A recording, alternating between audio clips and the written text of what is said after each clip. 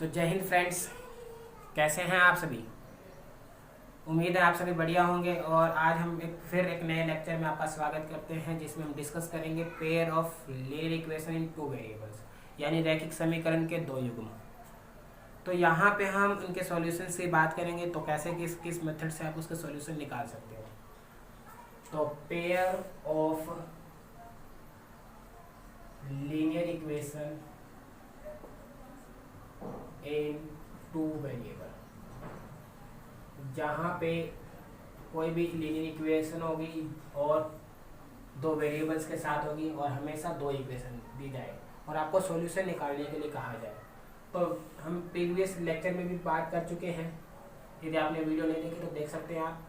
तो हमने बात की थी कि जब भी हमारे पास कोई भी लीनियर इक्वेशन दी जाए, मान लीजिए फर्स्ट इक्वेशन ये है और सेकेंड इक्वेशन ये है, और हमसे कहा जाए कि एक्स और वाई की वैल्यू निकालिए, तो हमने कहा था इसके पर्टिकुलर तीन केस बनेंगे। इन दोनों इक्वेशन से जब सॉल्व करेंगे तो इसके तीन केस बनते हैं। तो चाहे तो सॉल्यूशन यूनिक होगा, चाहे मेनी होगा सॉल्यूशन, या चाहे कोई सॉल्यूशन एग्जिस्ट नहीं करेगा। ये हम बात कर चुके थे कैसे। तो हमने कहा था पहले केस में क्या होगा, तो a1/a2 यदि नॉट इक्वल हो b1/b2 के, तो हमने कहा था that is unique solution, right. Lines are intersecting, जिस पॉइंट पे इंटरसेक्ट करेगी lines are intersecting at one point, किसी एक पॉइंट पे जाती है लाइन है, वो दोनों के दोनों लाइन इंटरसेक्ट कर जाएंगे। फिर हमने दूसरा केस कहा था कि यदि a1/a2 इक्वल आता है b1/b2, और साथ में बात ये भी जानना कि कंसिस्टेंसी है, यानी यहाँ पे सॉल्यूशन एग्जिस्ट कर रहा है इसलिए कंसिस्टेंट है, संगत है। मगर यदि a1/a2 b1/b2 c1/c2 तीनों इक्वल हो जाए, इसमें तीसरा इक्वल हो नहीं इक्वल हो कोई फर्क नहीं पड़ता, मगर यहाँ ध्यान रखिए कि यदि तीनों ही इक्वल हो जाए तो इसका सॉल्यूशन एग्जिस्ट करेगा, यानी ये संगत है। कंसिस्टेंट को बोलते हैं संगत, ठीक है। और यहाँ पे सॉल्यूशन कितने होंगे, तो मैनी सॉल्यूशन एग्जिस्ट करेंगे, यानी एक से ज़्यादा, more than one solution, infinitely many solution भी बोल सकते हैं इसको आप, ठीक है जी। और साथ में जो लाइन होगी वो कैसे देखेगी ग्राफ पे, तो लाइन से होंगी वो एक दूसरे के ऊपर कोइंसिडेंट होगी। कैसे होगी, कोइंसिडेंट होगी। जैसे एक सिक्के के हेड और टेल दो हिस्से होते हैं, वैसे ही लाइन होगी, एक ही लाइन पे दूसरी लाइन एग्जिस्ट कर जाएगी। इसके बाद तीसरा केस क्या होता है इसमें, तो आप कहेंगे a1/a2 इक्वल तो होगा b1/b2 के, बट ये इक्वल ना हो किसके, c1/c2, तो ये होता है अनकंसिस्टेंट या नॉन कंसिस्टेंट कह सकते हो, नॉन कंसिस्टेंट कह सकते हो, यानी इसका मतलब है असंगत। क्या है, असंगत। और इस केस में क्या होता है, सॉल्यूशन ही एग्जिस्ट नहीं करता, और सॉल्यूशन एग्जिस्ट नहीं करता तो हम क्या कहेंगे, नो सॉल्यूशन, कोई सॉल्यूशन एग्जिस्ट नहीं करता। अब सॉल्यूशन एग्जिस्ट नहीं करता तो लाइंस कैसे होंगी, तो उस केस में लाइन हो ग्राफ पे कैसे दिख रही होगी, पैरेलल लाइंस, इस तरीके से ग्राफ दिख रहा होगा, ठीक है जी। ये तीन पर्टिकुलर केसेस हैं, इस तीनों ग्राफ के लिए बना सकते हैं। अब कैसे, तो मान लीजिए हम इसके ऊपर क्वेश्चन सोल्व करते हैं। तो ये मान लीजिए दो इक्वेशन गिवन हो और हमें कहा जाए एक्स और वाई निकालिए, तो क्या करें, हमें कहा जाए एक्स निकालिए और वाई निकालिए। तो इसको सोल्व करने के अलग अलग मेथड है। आप यहाँ एलिमिनेशन मेथड भी यूज कर सकते हैं,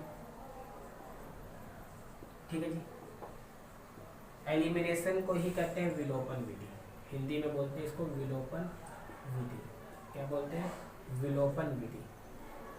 एलिमिनेट कर देना किसी भी चीज़ को, एलिमिनेट, चाहे तो वेरिएबल एक्स को एलिमिनेट कर दो, चाहे वेरिएबल वाई को, तो इसे कहते हैं विलोपन विधि हिंदी में।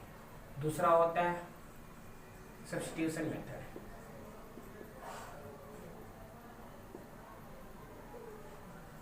इसका मतलब है प्रतिस्थापन विधि,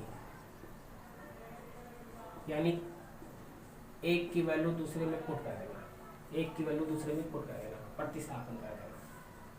फिर तीसरा मेथड आपका cross multiplication method, cross multiplication method, जिसे हिंदी में बोलते हैं वज्र गुणन विधि, वज्र गुणन विधि। और चौथा हम पहले डिस्कस कर चुके हैं, that is graphical method. Graphical method ये तो जब कहा जाए तभी आप यूज करना, थोड़ा सा लेंथी लगता है ग्राफ बनाने के लिए, फिर आपको पॉइंट लेने, तो इससे अच्छा कि ये कर लीजिए ग्राफिकल मेथड यानी ग्राफिक विधि। तो ये आपके पास मेथड्स है, ठीक है। एलिमिनेशन यानी विलोपन विधि, सब्स्टिट्यूशन यानी प्रतिस्थापन विधि, क्रॉस मल्टीप्लिकेशन यानी वज्र गुणन विधि, और ग्राफिकल मतलब ग्राफीय विधि। इन चारों मेथड के द्वारा आप सॉल्यूशन कर सकते हैं। तो आज हम सीखते हैं अपना first method, elimination method. Graphical method हम ऑलरेडी कर चुके हैं, आपने नहीं देखा वो वीडियो तो फिर आप देख सकते हैं, प्लेलिस्ट में बनेंगे वो वीडियो। तो नेक्स्ट आज हम बात करते हैं एलिमिनेशन मेथड। तो किस तरीके से एलिमिनेशन मेथड यूज करेंगे, यानी विलोपन विधि। तो मान लीजिए आपके सामने कोई भी क्वेश्चन दे दिया जाए, x plus Y is equal to, मान लीजिए दे दिया जाए आपको 7, x प्लस वाई की वैल्यू दे दी जाए 7, और आपको कहा जाए सेकेंड इक्वेशन मान लीजिए 5x plus 12y equal to, मान लीजिए मैंने कहा 7, और आपको कहा जाए कि आप एलिमिनेशन मेथड के द्वारा सॉल्यूशन निकालिए by using elimination method find the value of x and value of y। ठीक, तो कैसे करें, तो सोचिए। तो यहाँ से पहले तो आप चेक कर लीजिए a1/a2 का रेशियो 1/5 है, b1/b2 का रेशियो कितना आ रहा है, तो 1/12 आ रहा है। ये हम बात कर चुके हैं। 1/5 क्या इक्वल है 1/12 के, तो आप बोलेंगे नॉट इक्वल है। नॉट इक्वल है तो कैसा होगा, ये कंसिस्टेंट होगा, और कंसिस्टेंट होगा तो कैसा सोल्यूशन एग्जिस्ट करेगा, यूनिक सोल्यूशन एग्जिस्ट करेगा। कोई पूछ सकता है, एक नंबर के क्वेश्चन में भी ऐसे क्वेश्चन आ जाते हैं आपको, 1 नंबर वाले क्वेश्चन में सिंपल ऐसे क्वेश्चन ही बन जाते हैं आपको। तो कैसे करें इस क्वेश्चन को, एलिमिनेशन मेथड से हमें x और y निकालना है। तो x प्लस वाई कितना है 7, और 5x प्लस 12y है 7। तो इन दोनों इक्वेशन को मान लो मैंने लिख दिया, ये है मान लीजिए सिंपल सॉल्यूशन। ठीक है, तो देखिए ध्यान से क्या कर सकते हैं। तो एलिमिनेशन मेथड का यूज करेंगे और हम निकालेंगे यहाँ पे value of x and value of y। तो अब इसका सॉल्यूशन देखते हैं कैसे करेंगे आप। तो सॉल्यूशन के लिए सिंपल सा केस, मान लीजिए हमने कहा x प्लस वाई 7 है, तो किसी एक वेरिएबल को कोफिशिएंट को सेम कर लीजिए, चाहे x के चाहे y के। तो x का कोफिशिएंट यहाँ 1, यहाँ 5, यहाँ 1, यहाँ 12। तो मैं चाहता हूँ कि x का कोफिशिएंट सेम कर दूँ, तो मैं 5 से मल्टीप्लाई करूँगा। यदि मैं चाहूँगा कि y का कोफिशिएंट सेम करूँ, तो मैं इसको 12 से मल्टीप्लाई करूँ। तो फिलहाल मैं पहली इक्वेशन को किससे मल्टीप्लाई कर दूँ, 5। तो आप लिख देंगे इस चीज़ को, multiply equation number 1, multiply equation number 1 by 5, we get, हमें क्या मिलेगा, तो 5x प्लस में 5y और 5 7 30। और दूसरी इक्वेशन है हमारे पास 5x प्लस में 12y इक्वल टू 7। क्लियर बात। अब ये बात ध्यान रखना कि दोनों प्लस में है तो सब्ट्रैक्शन कीजिए, दोनों माइनस में है तो सब्ट्रैक्शन कीजिए, मतलब साइन डिफरेंट कर दीजिए आप, क्योंकि x आपको एलिमिनेट करना है। तो यहाँ दोनों प्लस में है तो मैं घटा देता हूँ, सब्ट्रैक्ट करूँगा by subtracting first and second को सब्ट्रैक्ट कीजिए, 1 माइनस 2, यानी इसमें से ये घटा दीजिए। घटाएंगे तो साइन चेंज हो जाएगा। अब साइन चेंज होगा तो आप देखेंगे क्या, 5x से 5x कैंसिल आउट हो गया, 5 माइनस 12 कितना आया, -7y, और 35 माइनस 7। ठीक है, ठीक है। तो ये जाट कितना 28। तो यहाँ से y कितना आया 28 बाय -7, यानी माइनस का 4, 7 4 28। तो y की वैल्यू जाएगी -4। अब इस y की वैल्यू आप आइदर फर्स्ट में पुट कीजिए या सेकंड में। तो put the value of y equal to -4 in equation number, मैंने मान लो फर्स्ट में पुट कर दिया। तो क्या मिलेगा हमें, तो x plus Y equal to कितना है 7। तो x y की जगह रखना है हमें -4, रख दिया हमने, इक्वल टू 7। तो x की वैल्यू क्या देगी 4 प्लस में 7 दैट इज 11। तो x की वैल्यू देगी 11 और y की वैल्यू -4। ठीक है, आप चेक कर सकते हैं जो सोल्यूशन आपने निकाला वो सही है या गलत। तो वेरिफिकेशन आप करना चाहें, ये करना नहीं है वैसे, ये तो मैं आपको बस नॉलेज के लिए बता रहा हूँ कि जैसे वेरिफिकेशन करना भी चाहते हैं तो x प्लस वाई कितना आपके पास, तो आप बोलेंगे 7, x की वैल्यू कितनी आई 11 और -4 7। ठीक है जी, सेटिस्फाई हो रहा है, यानी इस केस को सेटिस्फाई कर रहा है कि नहीं कर रहा है। तो आप कह सकते हैं ये हमारा जो सॉल्यूशन है वो बिल्कुल सही है। तो इस तरीके से एलिमिनेशन मेथड आप यूज़ कर सकते हैं। आप कोई भी इक्वेशन लीजिए और इस तरीके से सॉल्व कर सकते हैं। चलो एक और क्वेश्चन सिंपल सा हम डिस्कस कर लेते हैं इसी बेस पे। उम्मीद है समझ में आया होगा आपको ये कंडीशन।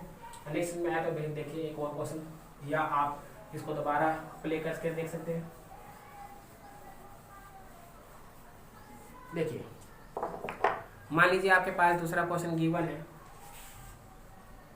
हमने ले लिया 2x + 3y = मान लो 17, 2x + 3y = 17 हमने मान लिया। और दूसरी इक्वेशन हम ले लेते हैं 3x - 2y और = हमने मान लिया 6। ठीक है, ये पहली इक्वेशन और ये दूसरी इक्वेशन। फिर एलिमिनेशन मेथड लगाते हैं, तो बाय एलिमिनेशन मेथड हम इसको सोल्व करते हैं।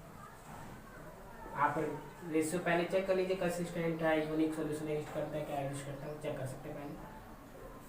तो यहाँ देखिए, यहाँ x का कोफिशिएंट 2, यहाँ 3, यहाँ y का 3, यहाँ -2, किसको एलिमिनेट करना चाहते हैं। तो पिछले केस में हमने x को एलिमिनेट किया था, अब मान लो मैं y को एलिमिनेट करके बताता हूँ आपको। तो आप देख रहे हैं यहाँ 3 है, यहाँ 2 है, 3 और 2 का एलसीएम 6, तो हम 6 बनाना चाहेंगे। 6 बनाने के लिए आप इसको पहली इक्वेशन को 2 से मल्टीप्लाई कीजिए और सेकंड इक्वेशन को 3 से मल्टीप्लाई कर दीजिए। तो यहाँ 2 × 4x, 2 × 3 = 6y, 2 × 7 = 2 17 34। इसी तरीके से को 3 से मल्टीप्लाई कीजिए, तो ये 3 × 3 = 9, 3 × 2 = 6 और 3 × 6 = 18। ठीक है, अब क्योंकि यहाँ देखिए प्लस एक माइनस है, तो आपके ये कीजिए ऐड कर दीजिए इसको। यहाँ क्या करेंगे ऐड कर देते हैं। पिछले केस में हमने सब्ट्रैक्ट किया था क्योंकि साइन सेम थे, यहाँ अलग अलग है तो आप ऐड कर दीजिए। तो ये आप देखेंगे कैंसिल हो जाएगा, बाय एलिमेंट हो गया। तो +4 + 4 9 + 13 है कि नहीं। और यदि 34 और 18 को ऐड करेंगे तो कितना आएगा 52।